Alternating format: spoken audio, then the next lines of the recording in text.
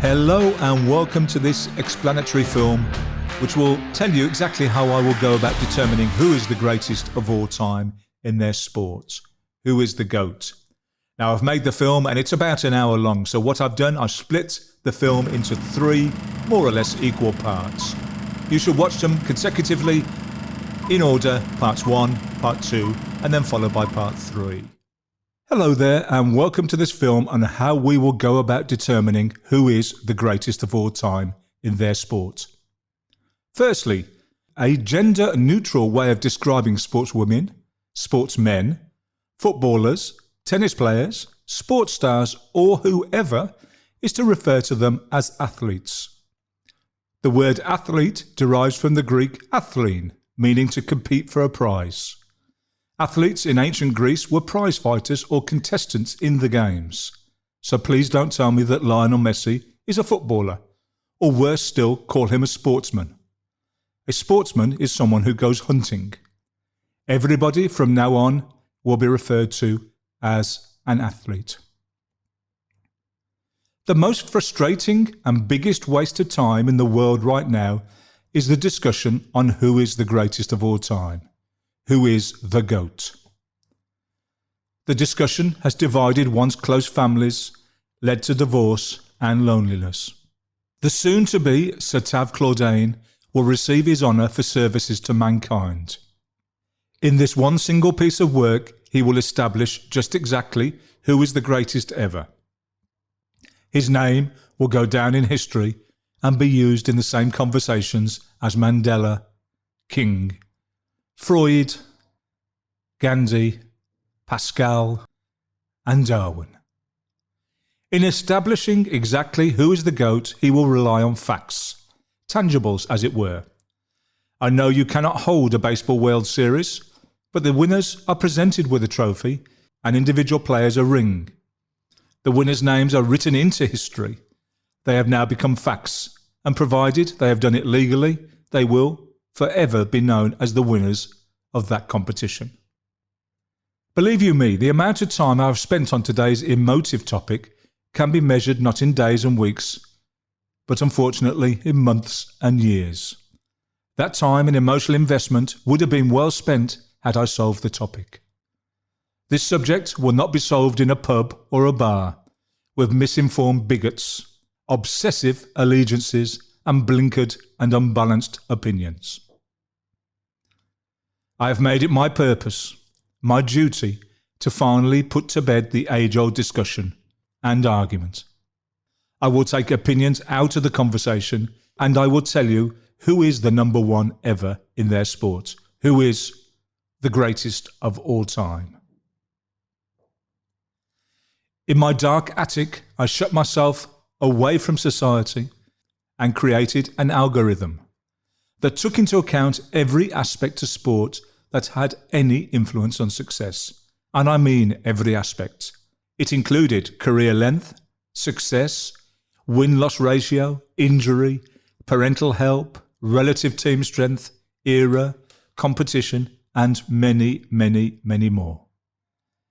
It looked at everything, honestly. It looked great. It was quite complicated, but the beauty of this algorithm was that it would solve the complex issue at hand and give no doubt as to each sport's greatest.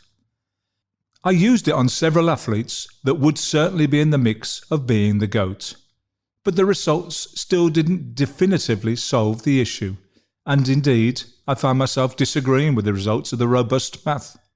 I now know how Ramanujan must have felt. The very algorithm that was designed to take the discussion out of the GOAT debate was now creating it. Immediately I found myself disagreeing with the results. This was the exact opposite of what I wanted. I even considered changes to the algorithm to ensure those athletes that I thought worthy came out best. What I found myself contemplating was a manipulation to the algorithm to make sure I was happy with the results. I was woken abruptly that night, straight after the nightmare that had Mark Twain telling me, facts are stubborn things, but statistics are pliable. I got out of bed, went for a walk, practiced a bit of yoga, and completely reset. With a clean slate, I took advice, and thank you to all those friends, family and colleagues for that advice. I then screwed up the algorithm and nailed the bin shot from downtown in a way that Steph Curry would have been proud of. It was now clear to me exactly how I would define the GOAT in each sport. In order for us to identify the GOAT, we need some rules that are clear in their definition and that will lead us to an unequivocal and single GOAT in each sport. The rigorous rules will, as we have said before, eliminate discussions, arguments, and take opinions and irrelevance out. There will always be a definitive answer. Maybe the GOAT is only a fraction greater than the next, but they will still be the greatest. It doesn't matter how close you are to winning. If you come second, you are the first loser. Ask Laurent Fignon about his close second place to Greg LeMond in the 1989 Tour de France. No matter how close he was, and he was just 8 seconds behind after 21 days and 3,285 kilometres of racing, it doesn't matter how close he was, LeMond was still the winner. Just say, for instance, there are two athletes that at the end of their careers have exactly the same numbers. Then they will both be the greatest of all time. This will not happen, though. I stake my reputation on it. By the way, do you know why it's called a stake in sport? Well, let me tell you. The prize that was awarded to the winner of a boxing match was obviously a temptation to some of the spectators or other competitors, and so it was secured into the ground by a wooden stake, so that no one could easily run off with it. If you want more great sports facts, head across to my website, tavchlordane.com. This film is just about individuals in sport. They can be an individual playing in a team sport, but we will only be looking for a singular person to be the greatest. I will produce a film on the greatest teams of all time sometime soon, so I would suggest you subscribe to the channel so you are the first to know about it when it is released. I'm also currently making a film about the use of drugs in sport, and quite controversially, how they may well make sport fairer. So hit that subscribe button so that you don't miss out on these releases. Back to the GOAT. So, athletes will only be compared to their contemporaries, past and present. In the future, the current GOAT might have their title taken away from them by somebody who is now greater than them, in which case the new athlete will be the GOAT. Each sport will have its own GOAT. The greatest American footballer cannot and will not be compared to the greatest basketball player. What would be the point anyway? We could probably work out who has been the most successful in their sport and then compare them to each other, and then have one singular GOAT, but there will be a lot of angry football, basketball, track and field, ice hockey, baseball, and rugby fans out there. I think it is therefore logical to have one GOAT per sport, one male and one female, unless it is in one of the very few sports such as equestrian where males and females compete against each other equally. Before I tell you the exact rules, maybe we need to say what is not included in the determination.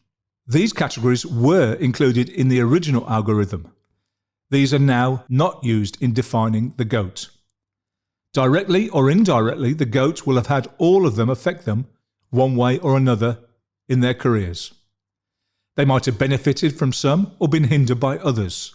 Some athletes participate at elite levels for many decades, so a lot can change in that time, and so the effects of what I will describe on the athlete might ebb and flow over this time.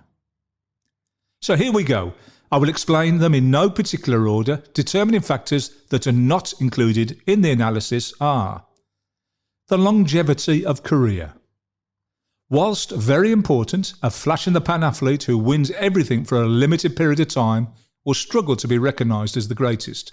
For certain, to be the greatest of all time, it would seem logical that the athlete had been around for a significant amount of time to have won enough to be in the mix. However, it isn't necessary for the GOAT to have been in their sport for the longest time either. Improvement of a team. Obviously, this is related to team sports. We have athletes that stay at one club or one team all their career. Maybe the team was successful before they arrived, and even continued with their success after the athlete finished their association with them. Maybe the transfer of a player to a new team saw an improvement in the team. After 20 years and 6 Super Bowls, Tom Brady moved from the New England Patriots to the Tampa Bay Buccaneers, where he went on to win a 7th Super Bowl. Other prime examples are Maradona going to Napoli and Lewis Hamilton to Mercedes. We have also seen athletes move and sometimes the team doesn't perform as well as before. Okay, stay calm when I say this, but Cristiano Ronaldo from Real Madrid to Juventus. Whatever the success of the team before, during or after the athlete's arrival or departure cannot be used in the GOAT debate. Things are never quite that simple, and there are many factors that influence and have an effect on a team's performance. Behaviour and niceness. What on earth does this have to do with anything? How many times has that come into the GOAT argument? I honestly heard this recently in the most inane Messi-Ronaldo debate. It came down to the fact that one was nicer than the other, and the two discussing the issue eventually agreed that Ronaldo was the GOAT because he signed more autographs and even gave his shirt to a child with special needs. I'm so sorry, Pelé and Maradona. Please forgive my friends, for they know not what they do. I'm sure that being nice and avoiding controversy is a fairly good starting point in becoming a GOAT. But the fact that you might have character traits of athletes such as Oscar Pistorius, Ty Cobb, Tanya Harding, Mike Tyson, O.J. Simpson, Joey Barton, Nick Kyrgios, Lance Armstrong, Serena Williams, and maybe even Luis Suarez doesn't mean that you should be precluded from being the GOAT. All sports have their own rules and regulations, and all countries have their laws of the land. All of these control the behaviour of athletes. If they are too naughty, they will be suspended from the sport or even incarcerated. This would obviously have a significant influence on their ability to win in sport. The lack of opportunity to achieve success will certainly make it harder for them to become the GOAT. You only have to search for professional sports people convicted of crimes, and you will quickly understand just how many sports people have been convicted of crimes. Is the criminality a reason to negate their sporting success? Of course it isn't. As an old PE teacher, I got very frustrated when a lazy and not very effective maths teacher asked me for a child that was naughty in their class to be kicked off the football team. Needless to say, I spoke to the child about their behaviour, but I knew for sure they would be playing if their athletic performance warranted a place. Behaviour and niceness of an athlete will not directly influence the award of the GOAT. Role model. I have never agreed with the opinion that athletes should be good role models. Why should they? Yes, it would be nice, but that really can't have an effect on the GOAT. Swearing, spitting on the floor, cheating on partners, missing the bus to the game, being caught out after curfew the night before a match. There are just so few of us that are perfect, and just because these athletes could be a better role model doesn't mean that they should be prevented from the GOAT title, if they deserve it. Come on. Drugs. Both PEDs, performance-enhancing drugs, and those classed as recreational. Organisations like WADA and USADA have very clear and precise rules on drugs in sport. These are quite robust, but do sometimes divide opinion on the severity of punishments and the way punishments are administered. However, if an athlete falls foul of the rules, in the unlikely event of them being caught, they will be punished and serve some sort of ban. If they persist with the use of PEDs, then they might be permanently banned from the sport.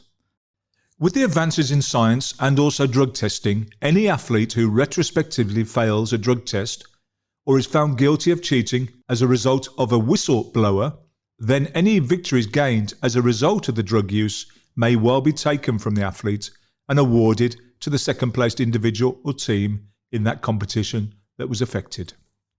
This is what happened to Lance Armstrong and his 7 Tour de France victories. Lance went very quickly from hero to zero in the cycling world. He was right up there in the analysis of the GOAT. The cycling authorities stripped him of his victories and banned him from the sport. He may well have felt very hard done by, given the extent of drug use in cycling at the time. Should any member of a relay team test positive, then the whole team is stripped of their victory. This has happened on numerous occasions in track and field sprinting and also in swim relay races.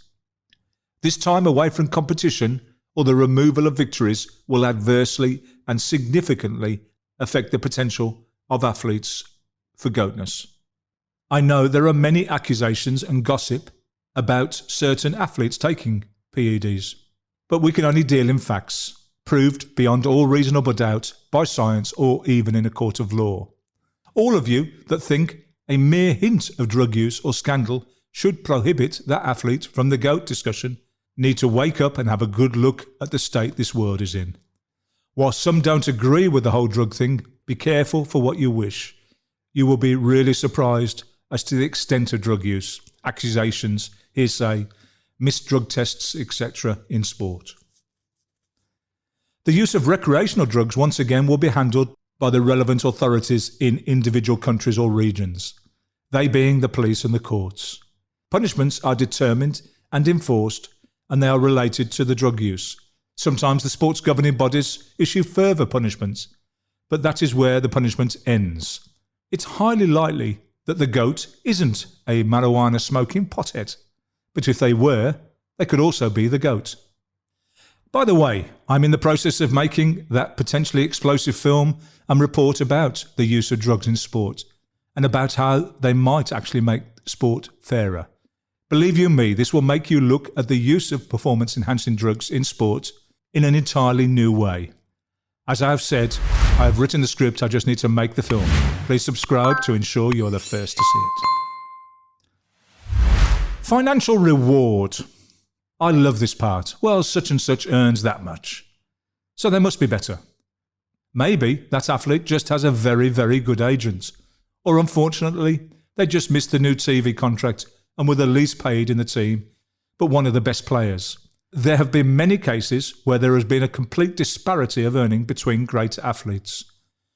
You only have to hear about Scottie Pippen's contract and financial situation he was in that was highlighted in Michael Jordan's Last Dance documentary. Also, the rewards on offer to athletes now are massive, but nowhere near close to their limits. Manchester United used to spend more money on their laundry than they received from the first TV broadcast rights. You could get a lot of washing done for the amount of money they now receive. Do you know what the prize money is for Wimbledon singles winners? Well, in 2019, it was £2.35 million. Just 10 years ago, it was as little as £1 million. In 2000, it was £477,500. And just back in 1990, the winners were rewarded with just £230,000. Tennis players now have parity in prize money in the Grand Slams, but it hasn't always been the case. But I don't want to deviate away from the GOAT debate. Yes, the GOAT in the sport has a significant chance of being remunerated better than their counterparts. And also, if they are currently playing or just recently retired, there is a significant chance that they are the biggest money earner. But there is no way this can influence the final determination of GOATness. There are several athletes who have now amassed more than $1 billion. Most of this wealth is from merchandising and personal contracts, and not from winnings in sport. Also, if wealth was a factor, then for sure, in the future there will be others potentially earning more. What happens then? It would make obsolete any athlete that was not currently active. That's the end of part 1. I would suggest you go straight on now and continue on to part 2 of the series.